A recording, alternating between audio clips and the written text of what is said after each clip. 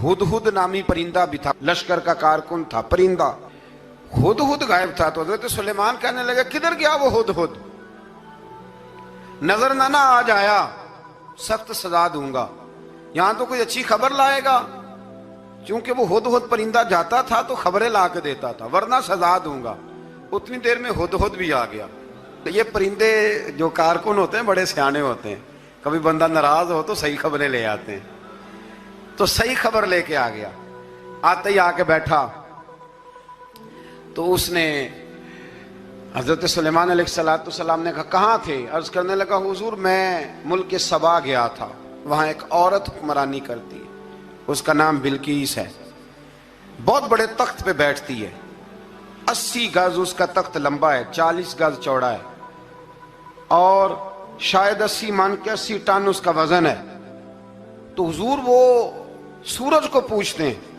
हजरत सुलेमान ने फौरन खत लिखा, फरमाया जाके उसे मेरा खत दे दो कि यहाँ तो कलमा पढ़ के हमारी फर्मा बरदार बन जाए, वरना तैयार हो जाए, जो अल्लाह के गैर को पूछते हैं हम उनके खिलाफ जंग करेंगे।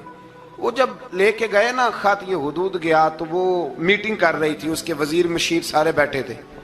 इसने जाके खत फेंक दिया मलका बिल्कीस की झोली में। उसने खत पढ़ा तो डर गई, वजीरों को बुलाया। हजरत सुलेमान, कुरान कहता है हजरत सुलेमान ने कहा था खत फेंक के ना तो साइड पे होके सुनना वो क्या कहता। बंदों के लिए मना है, परिंदों के लिए जायज है। बंदों के लिए मना है साइड पे होके सुनना।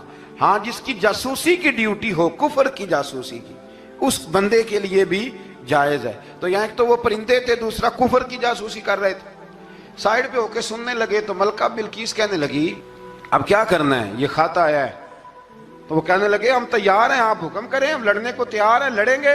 वो कहने लगी नहीं, तेजी ना दिखाओ। कुरान मजीद कहता है कि वो कहने लगी जब लड़ाइयाँ होती हैं तो शहर तबाह होते हैं, मुल्क खंडर बन जाते हैं, लड़ाई मसले का हल नहीं है।